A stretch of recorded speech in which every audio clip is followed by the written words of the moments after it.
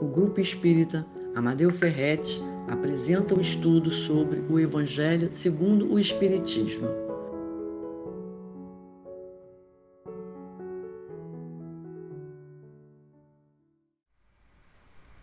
Olá, companheiros da Casa Espírita Amadeu Ferretti, esse grupo amigo, querido. Estamos aqui interagindo com vocês mais uma vez, aceitando o convite da casa para que o Evangelho, mais uma vez, estudando, refletindo, fazendo um aprofundamento desses estudos do Evangelho, nós possamos amealhar informações dentro dos nossos corações para nos tornarmos espíritos melhores. O nosso abraço fraterno, o nosso carinho por todos, e que Jesus, na sua infinita misericórdia, possa nos envolver e nos assistir sempre. Então, nós estamos aí com o Evangelho segundo o Espiritismo, no capítulo 9, não é? Que fala, bem-aventurados que são brandos e pacíficos, e Jesus nos convida aos mansos, porque os mansos eles herdarão a terra. Então está feito o convite e vamos começar a trilhar esse caminho de volta, né? Estamos vendo aí Jesus como pastor amigo nos aguardando, que nós nos tornemos espíritos mais dóceis, espíritos menos rebeldes, espíritos mais acessíveis à lei, porque é a partir desse entendimento da lei é que vamos nos aproximar de Jesus e vamos nos tornar espíritos mais saudáveis, espíritos mais úteis, espíritos sabendo realmente a sua destinação e o caminho a trilhar agora com Jesus e a doutrina espírita, que é o Consolador prometido por Jesus. Então nós vamos fazer uma prece breve, inicial, para começarmos a estudar, começarmos a perceber o quanto nós somos capazes de entender e aceitar o convite do Cristo. Vamos falar assim: querido Mestre e Senhor, pastor amigo de nossas almas, aqui estamos, Senhor, de volta, aproveitando a oportunidade da reencarnação, aproveitando a oportunidade da sua misericórdia e da sua justiça divina, concedendo, Senhor, a oportunidade de voltarmos, de estarmos mais próximo do seu amor.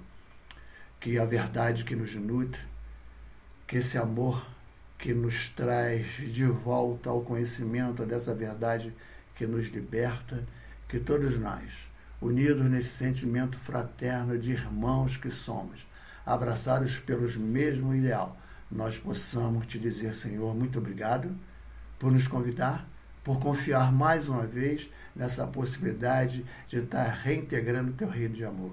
Fica conosco, auxilia-nos em entendimento, Senhor, e que esse aprofundamento dos ensinamentos dos Espíritos possa fazer com que, mais uma vez, nós nos unamos em Teu nome. Que assim seja, Senhor, graças a Deus. Então, nós estamos aí com essa figura maravilhosa do Cristo, esse símbolo, essa figura simbólica, em que Jesus nos convida a sermos brandos, a sermos mansos, porque os mansos herdarão a terra.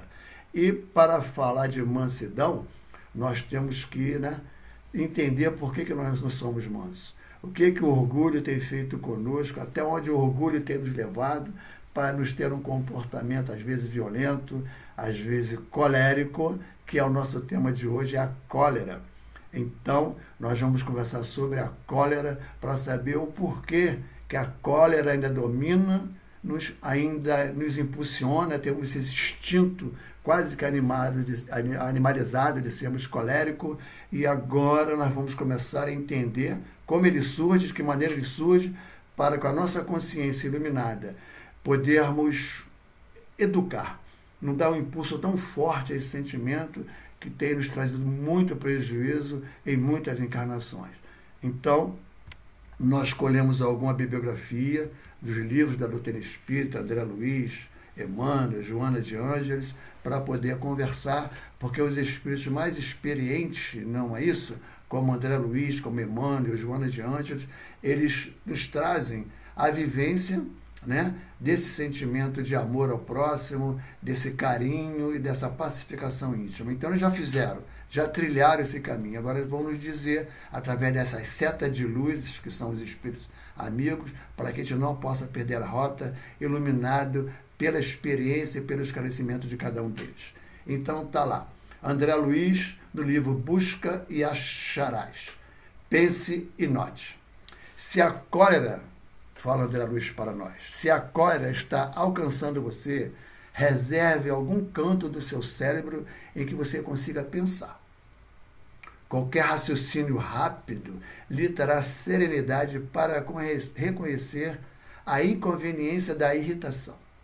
Se você pode refletir, perceberá de pronto que ante a pessoa capaz de desequilibrar-lhes os sentimentos, as possibilidades de auxiliar com mais segurança, vai estar sempre ao nosso lado. Está sempre ao nosso lado. Azedume é ambiente para perturbação e enfermidade. Raiva, em muitos casos, é ponto de apoio a processos obsessivos. Intemperança mental é um obstáculo de fraqueza.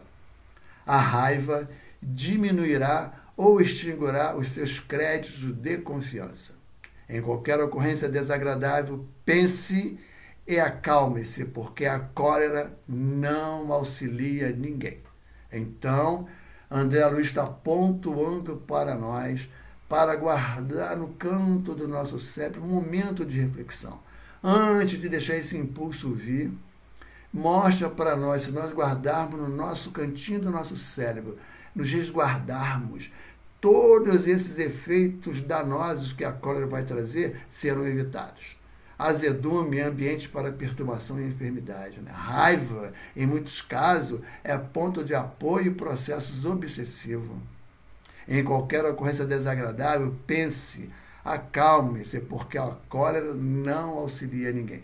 Então, André Luiz está nos lembrando que temos um método, temos uma fórmula, temos um caminho para evitar que a cólera surja, guardando no canto do nosso cérebro um pouquinho de atenção, guardando no nosso cérebro um pouquinho de sentimento que a gente possa pensar e saber que os resultados dessa atitude, os efeitos dessa atitude, pode nos levar a várias situações constrangedoras, muitas vezes trazendo prejuízo para nós espíritos que estamos no corpo. Então, a cólera, no livro Espiritismo de A a Z, também tem algumas anotações interessantes que nós pensamos lá e trouxemos para vocês. Tudo para refletir. A cólera, a malquerença, o ódio, o rancor e os pensamentos de vingança são forças negativas que destroem o equilíbrio mental, espiritual, até mesmo físico de quem os alimenta. A cólera, o ódio, a malquerença é um desequilíbrio mental, né? Destrói espiritualmente e o físico também é destruído através desse sentimento. O grito de cólera é um raio mortífero que penetra o círculo das pessoas e que foi pronunciado e aí se demora indefinidamente, provocando moléstia, dificuldade e desgosto. É gatilho da violência. A cólera, ela tem um processo dentro de cada um de nós que quando essa cólera explode, né, diz Joana de Ângeles, era como se fosse uma dinamite explodindo dentro do nosso organismo, que quando essa cólera vem, que nos tornamos violentos, a gente não sabe qual a lesão que causamos ao nosso organismo, tanto perispiritual como ao nosso organismo físico, porque é de uma violência, é de uma agressividade tão forte que ela compara uma bomba explodindo dentro do nosso organismo. O grito de cólera é um raio mortífero que penetra o círculo de pessoas em que foi pronunciado e aí se demora, não é que passa, fica, e depois vem um sentimento de vingança, a violência continua, os ressentimentos ficam e aquilo permanece dentro de cada um de nós. Então, é o gatilho para a violência. O violento, para poder chegar ao ato de violência em si, ele se encolerizou primeiro, não é? Então, nós estamos tendo, como a senhora tem um cuidado de identificar esse sentimento e por que ele surge e a maneira como nós vamos guardar no cantinho do nosso pensamento, como disse André Luiz, uma forma, né, de identificar esse sentimento quando ele surge e de que maneira nós vamos lidar com eles. Com o sentimento de cólera. Vamos lá. É importante lembrar que quando agredimos alguém com a nossa forma de falar, acabamos magoando-a, ferindo-a e humilhando-a. O prejuízo para o colérico é dobrado, pois além dos neurônios que se perdem no ato da cólera e a descarga de elementos nocivos no organismo, a pessoa destemperada assimila de volta as vibrações de mágoa e até de ódio expelida pelos que agride ou humilha com seu temperamento. Olha só, nós respiramos esse sentimento, nós emitimos e trazemos de volta esse ódio, essa mágoa para dentro de nós. Então, quando temos a nossa inteligência botando para funcionar o nosso cérebro, sabendo que essas atitudes, o maior prejudicado somos nós começamos a ter cuidado naquilo que nós estamos pensando, nos nossos atos, na nossa descarga de ódio desnecessário muitas vezes, porque nós é que vamos nos alimentar primeiro desse sentimento. Então, quando nós sabemos que nós respiramos a atmosfera daquilo que nós falamos, daquilo que nós pensamos e da forma que nós agimos, é que nós vamos começar a ter cuidado. Daí o estrago, não só do corpo, mas principalmente da alma. A pessoa fica psiquicamente aniquilada, realmente. No livro Alvorada Cristã, o espírito Ney Lúcio, ele vai contar um caso de como a cólera ela vai repercutindo porque você tem uma atitude colérica. Olha o que o Ney Lúcio nos conta. Em crônica, que ele se dirige... É uma crônica, né? Conta que um rapaz, lembrando-se do instante que gritou com a mãe e bradou nomes feios antes do almoço, apenas porque, olha o motivo que levou o rapaz a ficar colérico, apenas porque a sua roupa não estava bem passada.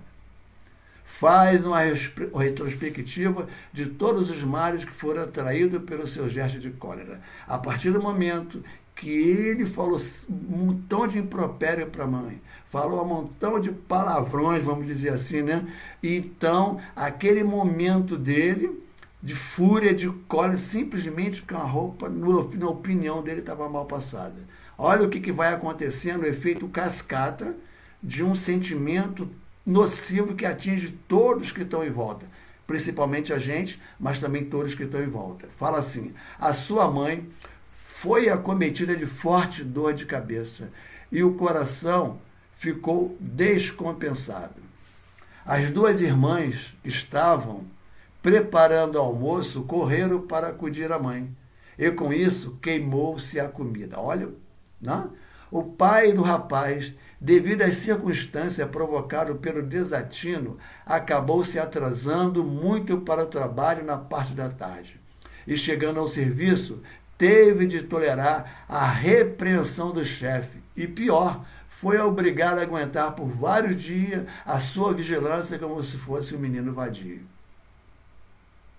E não parou aí, pois a mãe piorou, necessitou de cuidados médicos e medicamentos caros. Com isso, foi preciso a família se sacrificar para dar conta de pagar as despesas. E foram necessários 6 meses para que a economia familiar se restabeleça.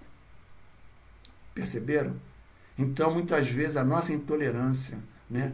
A nossa falta de paciência, às vezes nós brigamos por nada, sem motivo nenhum. O que é uma roupa mal passada para você falar um montão de impropério para sua mãe ou para quem quer que seja? Isso vai atingindo as pessoas que estão à volta. E isso vai trazendo situações de doenças para todos que estão ali naquele momento, passando por aquele momento de colérico, que alguém emitiu um sentimento de cólera. Ney Lúcio conclui, por que não aprender a falar e a calar em benefício de todos? Pensemos nisso. Por que não aprender a falar e a calar em benefício de todos? Saber a hora que fala e a hora que tem que calar. Não é? Porque todos serão beneficiados com as nossas atitudes, com os nossos pensamentos renovados. No Evangelho segundo o Espiritismo, lá no capítulo 9 e 10, né, o item 9 e 10, nós vamos fazer assim uma lembrança do que a espiritualidade nos lembra sobre essa questão da cólera. Por que a cólera surge e de que maneira que ela surge? Por que ela? Quem é a mãe, né? Quem é o pai desse sentimento? E os espíritos falam: o orgulho vos induz a julgar mais do que sois. É aí que começa. A gente não admite que uma pessoa, né, que a gente considera menor do que a gente, possa qualquer ter atitude conosco. Então o orgulho nos induz a julgar no que somos mais do que todo mundo, mais do que as pessoas. E, na verdade, o orgulho é um falso sentimento que te dá uma noção daquilo que você não é. E não a suportardes uma comparação que vos possa rebaixar. A vos considerardes, ao contrário, tão acima dos vossos irmãos que, quer em espírito, quer em posição social, quer mesmo em vantagens pessoais, quer o menor paralelo vos irrita e aborrece. Que sucede então a partir daí? Entregamos-nos à cólera. Pesquisai a origem desses acessos de demência passageira, que vos se assemelha a um bruto, fazendo-vos perder o sangue frio e a razão. Pesquisai e quase sempre deparareis com um orgulho ferido, o tal do melindre. Ah, se nesses momentos, ele lembra, e é verdade, pudesse ele observar-se a sangue frio, ou teria medo de si próprio, ou bem ridículo se acharia. Imagine ele por aí, que impressão produzirá nos outros. Se ponderasse que a cólera a nada remedeia, que lhe altera a saúde, compromete até a vida, reconheceria ser ele próprio a sua primeira vítima, torna infeliz todos que o cercam. Foi o que o Nelúcio falou para nós. Então, se nós tivéssemos um espelho na frente e víssemos que naquele momento que nós ficamos encolerizados, enraivecidos, ele nos remete à brutalidade, voltamos quase a ser animais. Não é isso? Imagine você assistindo você mesmo naquele momento colérico, pavoroso, que você fica... Ele fala que nós nos envergonharíamos e se nós estivéssemos assistindo o que nós fazemos. E depois, quando a gente cai em si, né, que aquela fúria passa, que aquele ódio passa, que aquele sentimento nocivo passa, a gente olha assim e fala: Senhor, por que eu fiz isso? O arrependimento vem, é uma dor insuportável, porque você sabia que não podia fazer aquilo. Bastava um minutinho de calma, como diz Chico Xavier, né? Coloca um copinho d'água na boca, conta até 10, não vou responder agora, vai lá fora, respira, volta, aí nós vamos amansando a fera, né? Vamos dominando essa fera que está dentro de nós, que precisa ser educada e precisa ser reconduzida a sentimentos nobres, a sentimentos bons, aqueles que nos nutrem e os sentimentos que nos fazem espíritos mais felizes. Vamos continuar conversando? Tá lá. Em suma, a cólera não exclui certas qualidades do coração. Veja só, a cólera não quer dizer que você seja uma pessoa má. Você tem boas qualidades. O colérico, ele não é colérico o tempo todo, não é? Ele é bom, faz bondade, faz coisas boas, né? Em suma, a cólera não exclui certas qualidades do coração, mas impede se faça muito bem e pode levar à prática de muito mal. E isso deve bastar para induzir o homem a esforçar-se pela dominar. O espírita, nós, ademais, é conscientado a isso por outro motivo. A de que a cólera é contrária à caridade e à humildade cristã. É o convite de Jesus, né? Colocarmos o nosso amor à ação e nós sermos humildes, a humildade cristã, porque o colérico é o orgulhoso no alto nível, no momento em que ele está sendo, esse sentimento de cólera, ele está perdendo todo o seu sentimento de humildade. Ele está sendo descaridoso, primeiro para com ele mesmo. Quando nós começamos a perceber que o sentimento nos atinge primeiro, nós começamos a usar a inteligência. Mas por que eu vou fazer isso? Se o primeiro prejudicado sou eu. Por que eu vou fazer isso, ficar colérico, se eu sei as consequências desse meu ato? Então, eu já sei como a cólera surge. Como é que a cólera surge? Mexeu com o meu orgulho. né? Eu não me dou conta que eu estou querendo ser mais que os outros, eu não me dou conta que você não tem noção, né? Não tem um espelho para olhar quem você realmente é, e começa a achar que aquela pessoa que falou alguma coisa para você não tinha condição de falar, porque o teu orgulho não permite que alguém chegue a você e chame a tua atenção, ou converse contigo, ou te dê um conselho. O orgulho fala logo assim, mas quem é você, né? Para me chamar a atenção, e começa por aí. Aí vai desencadeando uma situação de violência e agressividade sem necessidade. E essa mensagem quem deu foi um espírito protetor em Bordeaux, em 1863. Nós botamos um desenhozinho ali, né, para chamar a atenção sobre a cólera, ao peso do orgulho, né, nos levando ao martírio, ao suplício, ao abismo, por causa da ignorância. Ainda tem uma mão ali, né, graças a Deus, tentando nos ajudar. A cólera é um sinal da presença do orgulho. Orgulho que é filho do egoísmo, que ainda deixamos entrar em nossas vidas. Assim sofremos mais a cada destempero emocional. Cada destempero emocional, mais nós sofremos. Quanto mais nós não dominamos esse sentimento, depois você fica arrependido. E muitas vezes nós cometemos atos que vamos nos arrepender e depois não temos nem como reparar.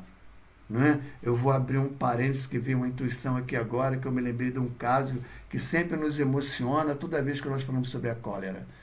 Não é? A nossa companheira Emelinda Barbosa, que frequentava conosco lá de Otávio, companheira amiga nossa, né? Hoje está na parte espiritual, ela contou um caso quando ela falou sobre esse tema cólera, que mexeu muito conosco. E toda vez que a gente vai falar esse tema, a gente quer deixar isso fixado em nós para que nós possamos evitar que esse sentimento tome conta de cada um de nós. Ela contou que uma mãe, não é? Depois de muito sacrifício, depois de muito esforço, depois de economizar muito, passar necessidade para comprar um jogo de sofá, né? Uma poltrona de 2 e 3 lugares, novinha. Então ela tinha um cuidado com aquelas poltronas, porque era a sala de visita dela, onde ela recebia as pessoas. Então ela tinha um filho de 4 aninhos, 4, 5 anos. E essa criança, como toda criança, né, levada, ficou um instantinho sozinha na sala. O que a criança fez? A criança pegou uma gilete e cortou todo o sofá, de sofá. Quando ela olhou aquilo, ela pensou que tinha perdido o sofá, veio um sentimento dela de encolerizada, né, ficou violenta e resolveu punir a criança por ter feito aquele ato. Mas ela não estava punindo para educar, ela estava punindo porque o orgulho dela ficou ferido. Como é que ela ia receber essa amiga dela com o sofá todo rasgado? Então, a violência fica cega, ela não enxerga, a cólera fica totalmente descontrolada. Ela pegou um chinelo desses pesado e começou a bater na mão da criança. Você não vai fazer mais isso. E batia na mão, e batia na outra. A criança botava a mão assim, bota a mão de volta. Espancou, até aquele sentimento ir. Enquanto ficou dentro dela, não parou de bater. Parou de bater. E botou a criança para dormir. A mão da criança ficou inchada e ela no outro dia amanheceu com a mão toda roxinha. E ela correu para o hospital, mas naquela época não tinha recurso nenhum, não deu tempo de socorrer a criança. E o que aconteceu? A medicina atrasada da época cortou as 2 mãos da criancinha. Ela ficou sem as 2 mãos. Sem as 2 mãos, um bebezinho de 4, 5 anos, porque a nossa intemperância, a nossa violência não aceitou, o nosso orgulho ferido é capaz de cometer crimes violentos igual a esse. O que acontecia para a vida dessa senhora? Toda vez que a criancinha chegava perto dela, ela falava: mamãe, coloca minhas mãos de volta. Veja isso. Mamãe, coloca minhas mãos de volta. E aquele era um martírio para a vida toda, por um momento, por um segundo que você poderia parar para pensar. Olha onde esse sentimento nos leva. Então, toda vez que nós falamos de cólera e vamos conversar sobre esse sentimento, mesmo fora de estudo, em grupos, nós lembramos dessa história, né, desse acontecimento que foi verídico, que a dona Ermelinda Barbosa contou para todos nós. Então, que possamos controlar esses nossos impulsos. A sequência disso aí é onde vai levar. Nós podemos cometer crimes. e depois nos arrependermos, mas está feito. E como reparar o que já está feito? Então, companheiros, vamos ficar atentos mais uma vez para que Jesus, que nos dá essa recomendação, nos dá a forma de lidar com esse sentimento, nós possamos escutar o Cristo, possamos escutar Jesus e rever as nossas posições, esse sentimento que tenta definitivamente nos dominar. E vamos continuar com Emmanuel. Cólera e nós. Livro Encontro Marcado. Não farias explodir uma bomba dentro da casa, comprometendo a vida daqueles que mais amas. No entanto, ninguém é capaz de fazer isso, né? Mas, no entanto, acendemos essa bomba. Olha o que ele fala. No entanto, por vezes, não vacilamos em detonar a dinamite da cólera. É o que Joana também fala. Aniquilando as energias dos companheiros que nos trazem apoio e cooperação, seja pelo dardo do insulto ou pelo espinho da desconsideração. Somos alvejados no amor próprio. E, se não dispomos suficientemente de humildade e compaixão, eis que a altivez ferida se assemelha em nós a um estopim afogueado de que a cólera irrompe em fuzilaria de pensamentos descontrolados, arruinando-nos preciosas edificações espirituais do presente e do futuro. Olha as consequências disso. Estejamos alerta contra semelhante poder fulminativo, orando, abençoando e servindo, e desculpando, esquecendo o mal e restaurando o bem. Imagina isso. Mamãe, coloca minhas mãos de volta. Nossa, por quê? Não é que nós temos essas atitudes que nós já devíamos controlar?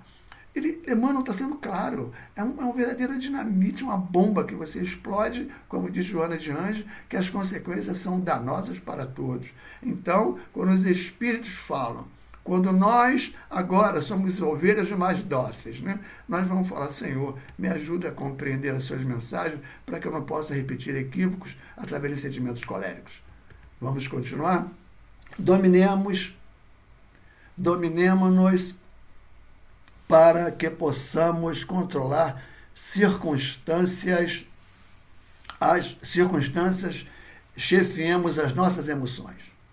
Dominemos-nos para que possamos controlar a circunstância, chefiemos as nossas emoções, aliando-nos na estrada do equilíbrio e do discernimento, de modo que a nossa frase não resvale na intemperança, guardar o silêncio quando preciso, mas falar sempre que o necessário a desfazer enganos e a limpar raciocínios, entendendo, porém, que Jesus não nos confiou a verdade para transformá-la numa pedra sobre o crânio alheio, e sim num clarão que orienta aos outros e ilumina a nós. E usamos muitas vezes o Evangelho, né, para poder usar no crânio alheio. Usamos o Evangelho com violência, às vezes encolerizados, impacientes, usando o próprio Evangelho para dar vazão à nossa cólera. Então, Jesus nos confiou a verdade, né? A gente usa essa palavra, eu estou com a verdade, e fica violento, né? Agressivo, e Jesus pediu para não transformá-la numa pedra sobre o crânio alheio, e sim num clarão que orienta os outros e alumia principalmente a nós. Então, queridos companheiros, aí estamos, ovelhas de volta. Olhar compassivo de Jesus e pedindo ao Senhor que nos ajude a controlar os nossos impulsos malsãos.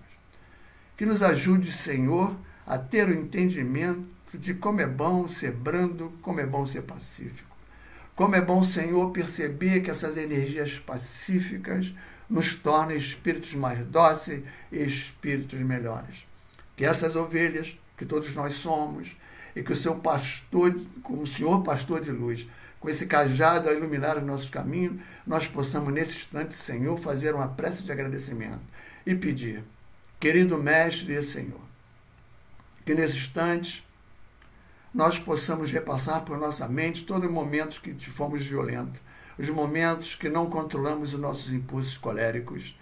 E, Senhor, permita que daqui para frente, com a nossa mente iluminada, com nosso coração que raciocina, que pensa. Domine, Senhor, os impulsos do orgulho ferido. Esse orgulho que teme ficar em nós, Senhor, ele nos dá uma noção errada daquilo que nós somos. E que a humildade nos traga de volta, Senhor, e que sejamos todos irmãos num sentimento fraterno de respeito às diferenças, de respeito para aquele companheiro que está ao nosso lado e entendendo que no seu olhar todos nós somos iguais, não existe diferença. Obrigado, Senhor, obrigado, bondosos amigos espirituais, e que nós possamos pensar, refletir, repensar para educar os nossos sentimentos. Que assim seja, Senhor, graças a Deus. Um abraço para todos e que Jesus nos abençoe. Convidamos a todos para assistirem à nossa próxima palestra. Aguardamos vocês!